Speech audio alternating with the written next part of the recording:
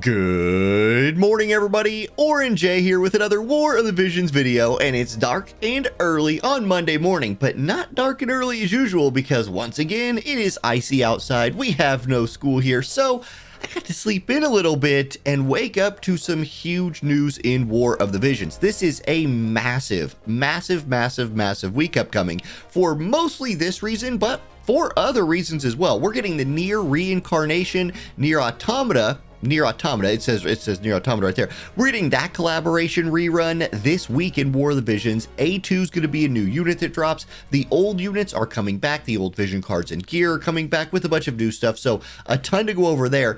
And we are getting Veritas of the Heavens, this new like farmable free UR unit that's just a lot of people have been looking forward to. Both of those things dropping this week and more. So let's go through it. First of all, A2 and her vision card are coming out this week. The collaboration will run from the 24th, which is this Wednesday, to the 29th of next month. So once again, a little over a month to farm this out, build these units up. That's great. And then with her comes 2B 9S, the old vision cards and gear. Now here's a brief preview of A2. Of course, gonna have a full preview for the new NIER stuff, and I'll have that separate from the Veritas of the Wind stuff. Just kind of keep them in their own bubble because I think you have different people excited for each one.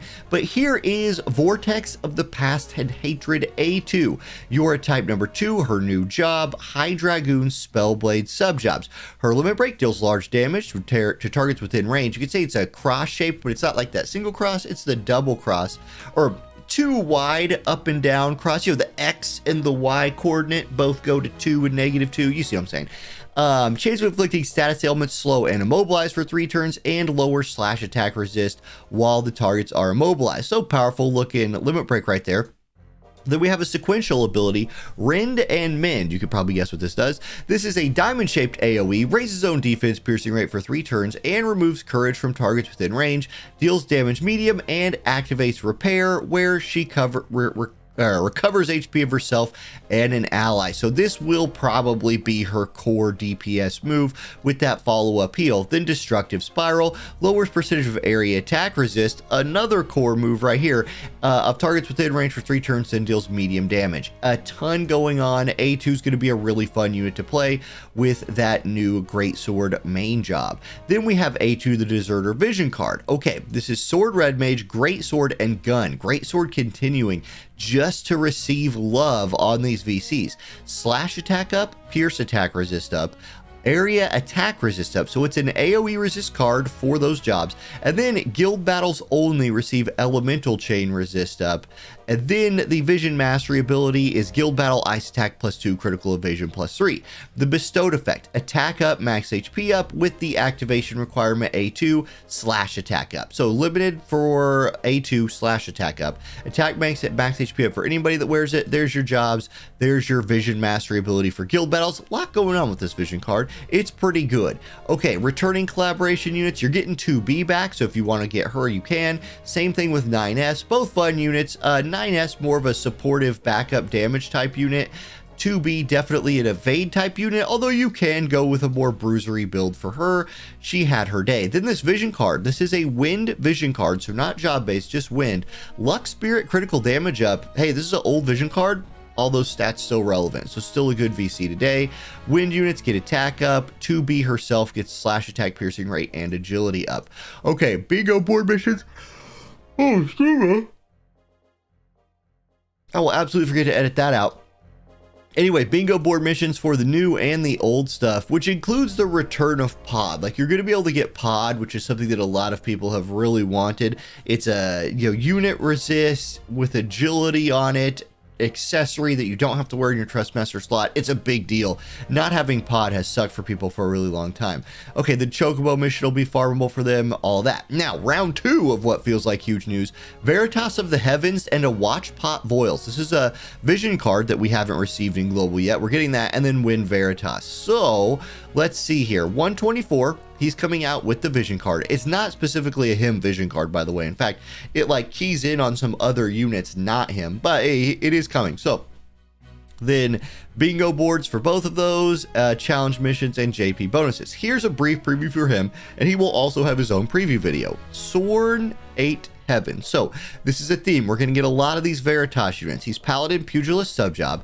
Heavenly Wind lowers percentage of area attack resist and deals or rage for 3 turns and deals 2 hit damage. Powerful move right there. And then Fortress Stance raises area attack resist of allies. You can see it's a group buff and bestows Man-Eater upon physical attack for 4 turns and bestows a barrier on self. So he gives his allies AoE resist a barrier. It gives himself physical attack up. That's really nice. Here's a Watched Pot Boil. So this is Sword Warrior, Axe, Spear, Gun main jobs.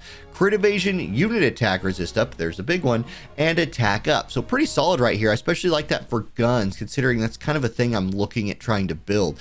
Slash attack resist, piercing rate up, agility up is the bestowed effect, and then Grifford, Elia, and Oldoa will get attack and AoE up. Now for Oldoa, she's hopeless, so that won't matter for her. But for Grifford and Elia, I mean, those 2 units see some play, so there we go. Veritas of the Heaven training challenge missions, there'll be a bingo board for him. And of course there will be metal acquisition challenge missions. We'll see exactly what it takes to farm this guy out once he drops. And then we have the vision card with its normal, bells and whistles as well. Okay, NIER Automata collaboration reissue. What do we have going on here? First of all, here's our login bonus. Looks pretty standard. Actually, we're getting a little bit more than, yeah, it's a collaboration, so we oftentimes get more. So let's see, 3, 6, 11, 15, 9, yeah, getting 2,500 Vizier, so a little bit more Viz is nice. You can see some Mind Spheres on there as well. And it looks to me like that is the old Mind Sphere. UR unit Mind Sphere times 20. So we might be able to use all of the NIER units to farm out Mind Spheres even for the new one. I like that for the Guild Barracks farming side of things.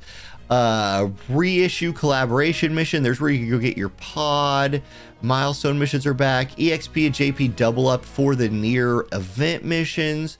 Guaranteed shops in the shards for all of the NIER units like you would expect. And then Legendary Reliquaries round 2 login bonus. So what does this mean? First of all, it means we're going to get a little free login bonus. We'll take that. Then, and I'll come back to this because they put these in the weirdest order ever, we are getting double drops for unit hard quests. Awesome. Run this all the time, like once a month.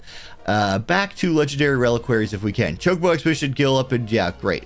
Barracks A2 acquisition time shard halved, great. Okay, this is weird. So I'll go back to this. They put this here like, hey, you're getting this bonus mission for Legendary Reliquaries round 2. Then we'll talk about that again later. So just keep that in your mind. That's exactly what we'll do. Okay, here's your event quest for NIER. Of course, we're going to get that with an EX quest to farm A2 sword. No surprises there. High difficulty EX quest to farm the weapons for 9S and 9S. Whoa. The old ones. What happened to me? I've lost my mind.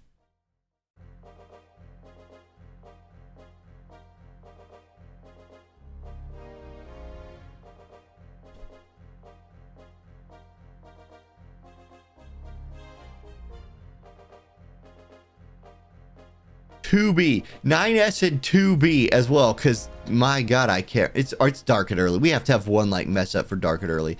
There'll be a new Burst Core Ruins coming out, and then another story, chapter 3 EX quest for a farmable necklace. I'll try to remember to talk about that in the previews. This is big news right here. So Legendary Reliquaries next run, and the next run adds another level to the Legendary Reliquaries, but lets you add a 3rd team. I know for a ton of people, me included, a lot of these has been really hard to clear with just 2 teams unless you really want to put some time into it. Now you can have 3 parties, so that's wonderful. It also gives a +1, or yeah, the +1 version to all of these. The gear gets an upgrade, so this is a big deal. That's very powerful gear getting upgraded and being easier to acquire because you can have that 3rd team as well. So huge news there. There's just a ton happening this week in the game. Okay, unit updates. Not a ton here besides the collab unit. So 2B9S A2 getting their upgrade there.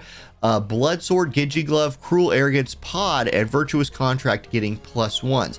Here's your Legendary Reliquaries gear. Here's your collaboration gear, those last 3. Okay, limit burst enhancements for 2B9S, Yerma, Skahal, and Elia. Skahal and Elia still see play, Yerma's hopeless. Character Quest 2, 2B and 9S, that's wonderful, and that's it for that.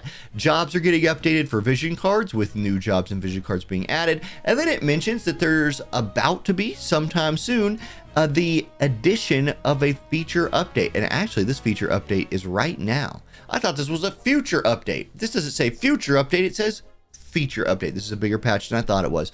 Okay, so here, this is a big one.